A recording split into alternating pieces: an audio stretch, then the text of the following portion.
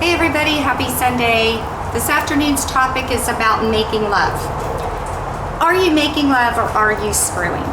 Are you happy in the bedroom? Today I'm going to give you 8 tips on how to be more connected, more fulfilled, and happier in your love life with your partner. For the teenagers, adolescents, and young adults that are watching this, I want to say first and foremost, you're too young. You should wait and make sure that you are not with somebody unless they absolutely love you. You must respect your body. You must wait for that right person. Be true to yourself. And God needs to be totally in the picture and in your heart in order for you to choose wisely. So for those of you out there that are young and already making love, I want you to focus on being true to yourself and step away from anybody who doesn't 100% love you. You deserve the best. This totally matters, and it brings negative energy and hurt feelings and painful outcomes if you're not taking care of your body and if you're not respecting your body. So I wanted to get that part over with in case anybody young watches this. I have children. I'm very open with my children. We talk about everything. They may or may not watch this, but you know, it's important for young adults to wait for the right time and be with the right person. There's too many diseases and too many unfortunate situations that can come from being careless and making love too soon or too young. On to the tips. I want to talk to adults now. There are 5 things that I think are very, very important in order to have the most fulfilling love life. You want to be spiritually, mentally, physically, emotionally, and intellectually connected. So that requires communication, that requires knowing yourself, that requires really having yourself together first. And it's interesting that, you know, we could be very careless in this area of our life, and it can bring so much trauma and negativity to ourselves, and we are responsible for the choices we make. So tune in, sit down, take notes, listen up, and be honest, open-minded, and willing to make some changes so that you can have the absolute best love life on the planet, because you deserve to, and it's important. Okay, so another thing that I want to suggest is for you to get the book, The 5 Love Languages. When you're with somebody, you want to know their love language. That's another way to connect with them on a deeper level, because you know, for men, they may be visionists, they may have their needs, and women, we want to feel emotionally connected, we want to feel respected, we want to feel the trust, we want to feel like we're it for you. You have eyes for only us. So it's important for you to gain knowledge and know your partner, know them well, and know yourself, so that you can, when you go to communicate about these things, you're on the same page and you can work on having all of those connecting and evolve and rolling together to gain the most fulfillment in the bedroom. The way to be spiritually connected is to actually have common ground of a higher power. Maybe you go to church together, God, maybe you pray together, maybe you just have a spiritual thing through the moon and the stars. But spirituality is huge, and feeling spiritually connected really makes a big difference for people. So it's not about just jumping in and going at it. It's about having all these things aligned if you really truly want fireworks and to have the absolute best love life. So number 1, communication. And communication is huge. Okay, you've got to communicate with your partner beforehand, during, after. If you really want to have your needs met, you need to communicate. And I know that for some of you that's easy, for others it's hard. But even if you have to write it down, if you don't know how to talk about it, the more you communicate, the more you're going to feel satisfied, the more pleasure you'll have, and the more you two will be bonded as a couple. Communicate about what you like and what you don't like. And that is absolutely so important, because if somebody is actually doing something that doesn't work for you, you're not going to be happy. The mood's gone, it's over with, and you're left feeling unsatisfied. And you don't have to live like that. You know, a lot of people think, oh, let me go find another partner.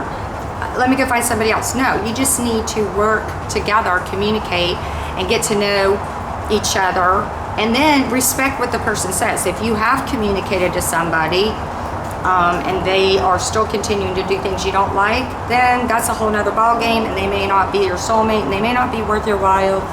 I'm not here to tell you what to do, but people who get true fulfillment respect and honor each other. When they communicate, they listen, they hear, they keep it up at the forefront in their mind. Okay, so communication is very important. Hygiene, step number 2, hygiene. Brush your teeth, take a bath, put on some perfume or cologne. If your partner likes it, know your partner. Know what they like. Some people want to be all natural, but know each other. Okay, if you're with somebody who wants you to have your teeth brushed and you smell good with cologne and soap or whatever, do it. If you're with, do what works for you. So that comes from communication again, and that comes from stepping up and doing what works for your partner. Be a good lover and give what they want, and then you receive. Giving is receiving, and you're both going to be very happy. So hygiene's huge for everybody. Whatever works for you, do it. It's important. Also, men are vision. Dress for fun. Tip number 3, dress up. And that means as simple as, again, what does your partner like? Does he like a t-shirt with shorts? Does, you know, whatever, a dress, heels? Dress up, make it fun. Not all the time. I'm not saying every day you're supposed to, you know, go and put on an outfit. You know, hopefully you guys have the right partner where you don't have to do that. But it is okay to spice up the bedroom and bring some excitement to it by doing different things. No, maybe a woman wants you in boxer shorts, or maybe she would like you to, I don't know, wear a Superman costume. Just kidding. But anyway, whatever works, do whatever works, and communicate and dress up, make it fun, spice it up, be sexy. Do your makeup sometimes, do your hair. Do what your partner likes. Maybe your partner doesn't want that, so do what they like. Be present. Step number 4, be present. Okay, when you're making love to your partner, you need to be in the moment. Your mind needs to be focused on what you're doing. Okay, if you are caressing your woman's breasts, but you're thinking about work or some sports game, she can tell, and the mood's over, and it's like, hello, I'm right here, like, hello. So that's no good. So be present, be in the moment. Your mind needs to be focused on your partner, and that will make a big difference in the outcome of how you both feel after the fact. So let go of all the busy stuff. That's where the spiritual connection comes in, and the communication, and then all that connecting prior. Do that, and then you'll be more present. Do one of the best things you could do is exercise or do yoga before you get hot and heavy. I mean, that takes away the stress and can release endorphins, which gets you out of all that other stuff going on, your responsibilities, and puts you in the mode for making love.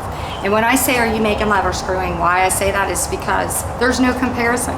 There's no comparison. If you're making love, it's like fireworks. It's amazing. Everything is amazing from the inside out. But if you're just screwing, and I'm not saying people don't want to just screw sometimes, have at it. That's not my point. But if you're one of these people that just screws and you're just like not into, and you're not doing what makes your partner happy, you know what? You're not a stud. You're disturbed, okay? You're disturbed. Don't be one of those hit it and quit it people. Put some effort into your partner, and it will come back tenfold. Don't be afraid of intimacy either. You know, get in touch with your deeper self and be courageous. Be willing to open up and, you know, let somebody in, talk, communicate, dress up, have fun, do all these things. to make love, which blows away screwing in a sense in the bigger picture. You know what I mean? That doesn't mean you can't sometimes just have at it. Okay.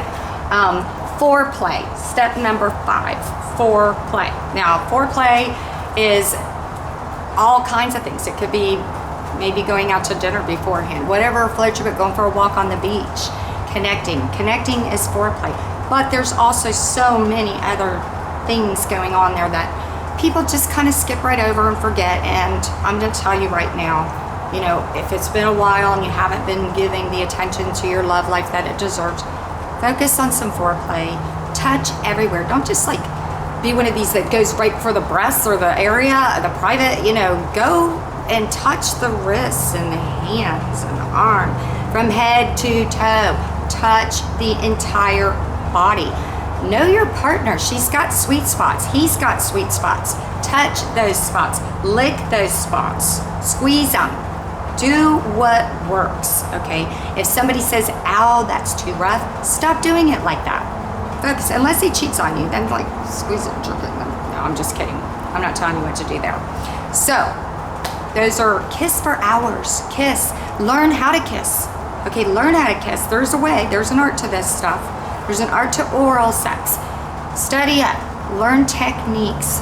Learn what you're doing. Okay, it ain't the Last Supper.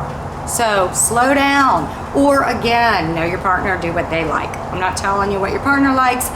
Communicate, do it. Take the time, do massages, take baths. You know, all those things bring so much of a difference to your actual making love encounter. And it just like puts a smile on both your faces. It brings you closer together. You'll feel a really neat bond and fulfillment, which is the common goal. And so another one is don't leave your partner hanging, and that is number 6. Don't leave your partner hanging. Okay, don't just take care of you, wham bam, thank you ma'am, or you know, if you're the lady and you're just like trying to get it over with because you don't really want to, be a giving enough lover and caring enough to make sure that you're satisfying your partner. Take care of your partner, and even if whether it's emotionally, afterward, whatever, don't leave people hanging, okay?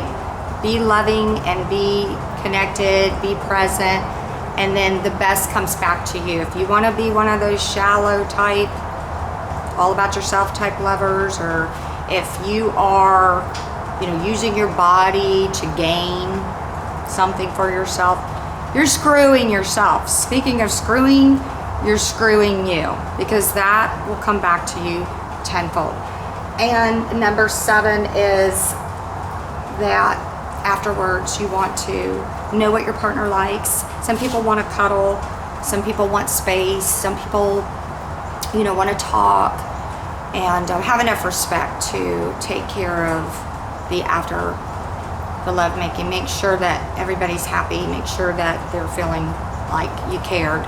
And the 8th tip is to keep God in your heart and soul, because if God is in the picture, then you're taking your love life to a whole nother level. And I know that probably doesn't really make sense to some people who aren't used to being spiritual or thinking about that piece, but it matters. It matters because you're supposed to be loyal and faithful and respectful to your partner. And when God's in the picture, you are bringing your best version of yourself to the bedroom, and your partner will feel so much happier. So those are your 8 tips. Take them or leave them, write them down, do them. Do take some, leave the others, whatever works. I hope that helps. Be true to yourself and rock your bed. Bye.